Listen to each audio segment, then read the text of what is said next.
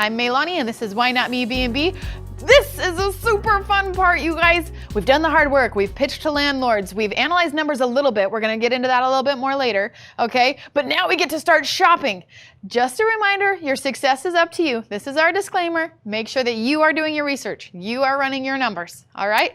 So on our path, we're going up. We're becoming superheroes. Here we go. We've talked about 1, 2, and now we're on 3, prepping the property. This is so fun, you guys. This is where we get to go shopping. This is where we get to do a lot of fun stuff. So the first thing you've got to decide is what level of Airbnb is this going to be? Remember, when I say Airbnb, I could mean VRBO. I just mean short-term rentals, okay? What level of Airbnb are you going to have? So is it a marketplace? By marketplace, the reason why I started using that term is because when I started, almost all the furniture I bought was on Facebook Marketplace. So that's why I say a marketplace level property or a luxury property, okay? Marketplace or luxury property, because that's really going to affect how much cost you're putting into it and how much cost you're going to get out. However, depending on the area, you might be fine with a marketplace listing, okay? Now, a complete list of my shopping list you can find here, and this has everything. It has the sheets I use, it has the towels I use, it has the silverware I use. All of those things can all be found on our website, on our blog, right there, okay? If you can't find it for any reason, give us a call and we'll send you the list. Maybe we've changed it by the time you watch this. I don't know, but this is usually where we find our list. Don't forget that little P in there. WhyNotMeAirbnb.com/P/shopping list, okay? So now let's dive in. All right, shopping on a budget. Oh my goodness, you guys, if I hear you are spending, well, let me first ask, let me rewind. How much do you think it would cost to furnish a 3-bedroom? Okay, I want you to keep that in your head. Okay, I once was meeting with one of my students, and they said, "Oh yeah, it's doing so well. Like we're making so much money." I'm like, "That's awesome. How much money did you put into it?" And they said, "Oh, we furnished it for like $20,000." I was like, "Oh my gosh, are you kidding me? $20,000? You do not need to spend $20,000 to furnish this house." I don't know if they were like shopping at the White House or what, but and I'm not saying that you got to shop at Goodwill. Okay, you just need to be smart about which items to put money into. You're probably not going to be shopping at Bed Bath & Beyond, okay?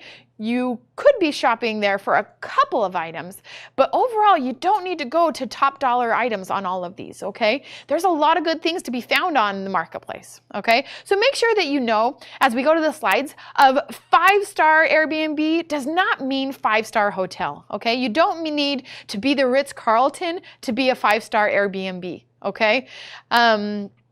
Also, remember with staging, you'll ask any interior designer if you go into any hotel, or not Airbnbs, because some people are terrible Airbnb hosts, but less is better, okay? Less is better. You do not need a picture on every single wall. You don't.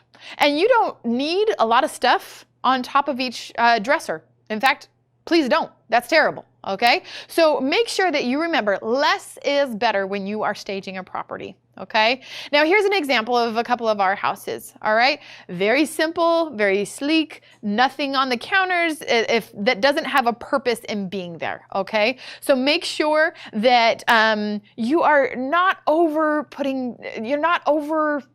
stuffing this house full of stuff. Okay. In fact, sometimes I love going to my Airbnbs and I'm like, ooh, there's no Legos on the ground. It's fabulous. However, in some of our properties that we are targeting families, we do have a playroom. We do have a play area, but it's all nicely put away and has a purpose for being there because it is a family center property. Okay, so everything you buy should have a purpose. If it is because this room has like not enough color, then okay, go buy one piece of greenery, one flower, something like that, okay? But don't overwhelm it, okay? Next, as we go through, where to shop. I always get asked where to shop. And that is sometimes a long answer because, again, it depends. Are you doing a marketplace property or a luxury property? Okay, maybe you're looking at Craigslist, OfferUp. That app is so addicting once you get into this business. Facebook Marketplace. But also, you can look at furniture clearance centers. I use a place called AFR Clearance Center. But there's clearance furniture centers all over that are places that used to be. They use their properties in hotels or in condos or corporate housing or whatever, and then they remodeled, and so they take it over. So it's used furniture, but not like heavy used and not like it's definitely a step up from a Goodwill, okay? It's a big step up from a Goodwill. All right, so let's see. Next, we're going over to yard sales. Some people like to do yard sales. Not my thing. Not my thing. But I have a lot of customers, a lot of students that's where they get a lot of their good finds because they are good at finding quality furniture at yard sales. Amazon. I get so much of my stuff from Amazon that I have it like scheduled down to a science that all like 90% of my stuff arrives the day before move-in. And so sometimes I'll even have it like delivered right to my house and I'll just open up the truck and be like, come, just put it right in so I don't have to do anything with it. Okay, so, and like one time we came out and we walk out the door and it was like this mountain. It was a new Amazon person. They didn't know my rule to just put it in the truck. So it was like this big wall of boxes. So because so much of it comes from Amazon, it's so nice. And then you can set up a shopping list that I also use Walmart for some of my things. And you can just set up a shopping list, a saved shopping list. So it's like, oh, time to open an Airbnb. Click. Everything from that shopping list goes in. The silverware, the, curtain rods I like, all the different things, okay? But you can look at our shopping list for that. Okay, so much of this can be done. Click, click, click. Do not waste your time. You guys will burn out. If you're opening multiple properties a month or per year, even if you're doing 2 per year, you will get burned out. Remember how I talked about my parents? I love my parents, you guys. I love them so, so much. However, my mom, oh my goodness, she was shopping for days and days and days. Even after the property opened, I just feel like it still needs something in the corner. I just don't. Y'all, do not waste your time on that, okay? Get the property up and beautiful. She's had one of her properties. Sorry. I love you, Mom. She's had one of her properties for like 6 months. She won't let me hire the professional photographer yet because she just still doesn't feel like it's perfect yet. Guys, get it set up, get it beautiful, and take the pictures. She is missing out on business because she doesn't have a professional photographer highlighting how beautiful and bright it is. Instead, we have our real cell phone pictures up there because, I just feel like it still needs something. Okay, guys, sometimes being done is better than being perfect, okay? Being done is sometimes being better than perfect, okay? So make sure you get it set up, and just don't be driving all over the place. I do use Home Goods at Home or Target for some items as well, but just make sure that you're doing it as on a budget, that you're staying with the budget. Also, a lot of our inventory we get from Costco. Sometimes I buy my coffee packs. We do K-Cups. I'm not a coffee drinker, and so maybe this isn't the case, but for me, I'm like, I don't want to use a coffee pot that everybody else has been filtering things through. I don't know. I don't really get coffee, so I don't know, but so I'm a K-Cup user. So I get our K-Cups from Costco or from Amazon. Costco often, whenever they're on sale, I get them there, and I put them in our inventory closet, AKA one of the garages of our Airbnbs, and our cleaning team is the only person other than me that has access to that garage. And so when they're on sale at Costco, I'll get a bunch and I'll stock the closet and then from that closet or garage, our maids take them out to the other properties, okay? So Costco I use as well. Also, you can look at a place like Hotel Supply Chains for like Mayfair. Hotel Supply has some options, but I get all my soaps, lotions, everything straight from Amazon, and it's really easy to use, no shipping fees, that sort of thing, okay? Also, once you're ready to take it to a luxury level, okay, I highly recommend getting some sort of connection with either, I've got a slide on this, a local mom and pop store or a regional chain. For us, I use Ashley Furniture. So we get corporate discounts because we buy so much furniture, and all of my students in that region, so our students are all over, but anywhere there's an Ashley Furniture, our students get a corporate discount because we buy so much. So once you really are upping your game and ready to be a luxury level, then you're gonna need to go to a nicer, you're gonna start to get some nice furniture pieces, and we use a mom and pop shop or a Ashley Furniture type location, okay? Now, key to good reviews is offer something before they ask, okay? So we're moving away from staging our house, and we are now gonna talk about what you want them to see when they come in, okay? So I say offer before they ask because I wanna make sure that when they see in the pictures, they should be able to see if there's a blow dryer. They should be able to see if there's a coffee maker and what kind. I'm surprised by how many people ask me, what kind of coffee maker do you have? And what coffee do you use even? And so they should be able to see that. So in your pictures, even though I usually don't leave a blow dryer out, sometimes I will, for one picture, put out the blow dryer. Or sometimes I will make sure that there are like a utensil jar out so that they see, oh, there's utensils. You know what I mean? Or the coffee machine. So that they can see what kind of coffee it is, K-cup or regular. So those things they're going to want to see. They're going to want to see if there is lotions or shampoos and conditioners, okay? So let's talk about when they first walk in, their first impression, what they've gotten from you so far is a pre-arrival note, okay? Now, I talk about this later, but every guest you have, you should contact at least 5 times. At least 5 times, okay? They're gonna, in your pre-arrival, you're gonna tell them how to park. You're gonna tell them about the Wi-Fi. You're gonna talk about the lock.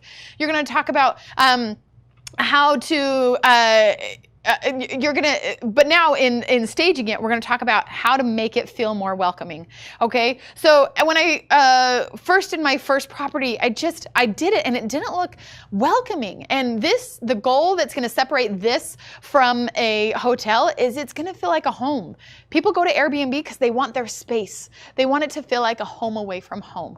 And so it's worth paying for a nice $30 wreath or a nice doormat or a nice something so that the welcoming feels like, oh my goodness, this feels like a nice house instead of cold, okay? So that is one of the reasons why people book with Airbnb instead of a hotel chain is they want that welcoming charm to it, okay?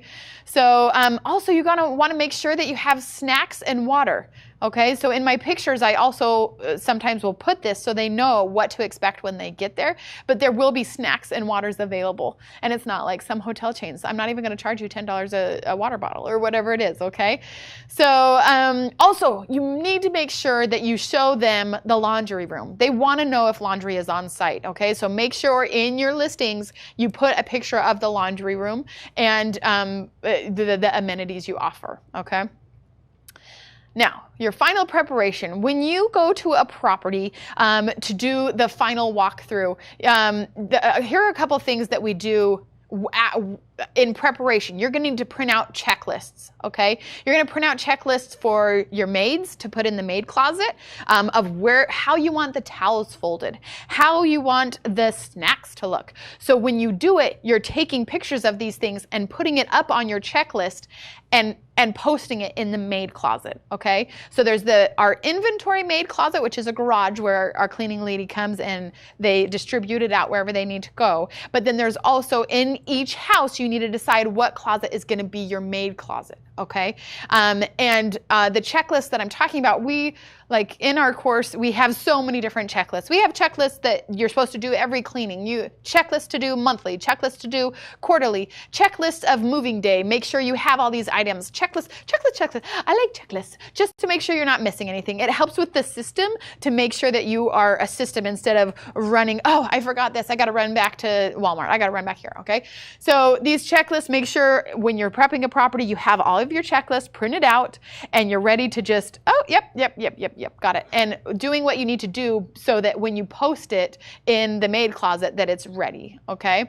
Now the final walkthrough of the property, this sometimes I do at my first walkthrough, or if you do a final walkthrough of the property, you're gonna want to take pictures because you don't have maybe pictures of it furnished yet, okay? So maybe it's not furnished yet, but you still are gonna post it, okay? We're gonna talk about this a little later, but you are gonna list this property before you have the keys. Okay, I like to list it at least a week before I have the keys. Once I know I'm getting the keys, then I usually list it that night because I want people to start seeing it and start booking it, okay? When we set up a property, we recommend that you have all of the stuff ready by the day you get the keys, okay? Hopefully the day before, right? So if I know I'm moving in Saturday at 9 a.m., everything everything is in my storage unit or my garage or my front room or in one of the garages of one of my other Airbnbs, and everything is in there so that at 9 o'clock when I get the keys, my moving team is already packing up everything from that garage and putting it in the truck to move it over so that that day we can move it in, set it up, stage it, and the next day is pictures. Okay? Once you have those keys, you're paying for that property. So you want to maximize every single minute that you have those keys. So make sure that you are doing everything before then. As soon as I sign a contract, I say I can move in 5 business days. I shop like a crazy woman for those 5 days and make sure that I got everything ready so that the minute I get those keys, my team is already moving. In fact, sometimes I even show up to get the keys with my team, ready to move in as soon as I've got them, okay? So make sure you are paying for that asset. Make sure you are making money off of that asset. So my goal is to set up a property within 72 hours. Sometimes I even do it, one time I did it within 36, guys. It was pretty awesome. So 36 to 72 hours, okay? So the first day, we move everything in, we get everything done, but then sometimes the next day I'll need to come back because, the curtains didn't fit, or they didn't exactly match like I like to. So the next morning, I spend a couple of hours shopping for the last little odds and ends, put them back up, make sure that my locks are all working correctly, my internet is installed, everything, that's day 2, and sometimes that afternoon I have pictures taken, or the next day I have pictures taken, okay? So I highly, highly recommend within 36, we'll say 48 to 72 hours, okay? But do not take longer than 3 days setting up a property. That same guy that said that they spent $20,000, it took them 3 weeks to move into their property, you guys. And they were paying, it was a luxury level property, so they were paying a lot in rent. So do not do that. Be prepared. Work harder. No. Work smarter, okay? Work smarter. Take advantage. Be prepared so that then you can get up and get running. Okay, I've rampaged enough along that, okay? So now let's go back to the slides, okay? So in that walkthrough, you're going to want to make sure that you're taking pictures so that when you post it 2 weeks before you even have the keys, you have some sort of pictures. Now, if you have other properties, then you're going to be able to say, okay, here are pictures from my other properties, and you put a note in there that says, these pictures are from my other property. It will be furnished this date, and I'll have pictures up this date, okay? But you're going to also want to have the pictures of the empty rooms so that they know this is the floor plan, okay? Also, just a note, make sure that you're also doing floor plans and putting those in your pictures.